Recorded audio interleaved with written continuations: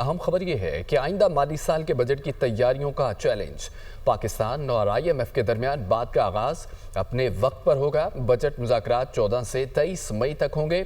IMF کو budget میں tax اور نان ٹیکس آمدنی کے حوالے سے بریفنگ دی جائے گی، جبکہ 400 ارب روپے کے ٹیکس اقدامات پر بھی غور ہوگا۔ بجٹ پیش کرنے میں 3 سے 4 ہفتے لگ سکتے ہیں۔ امریکہ کے ساتھ تجارتی مسائل جلد حل ہو جائیں گے۔ پاکستان کا ہدف امریکہ سے کپاس، سویابین اور ہائیڈرو کاربنز کی درآمدات میں اضافہ ہے۔ بھارت کے ساتھ سیز فائر کا خیر مقدم کرتے ہیں۔ بھارت کو یک طرفہ طور پر معطل سنتاس معاہدہ بحال کرنا ہوگا۔ پانی کو ہتھیار کے طور پر استعمال نہیں کرنا چاہیے۔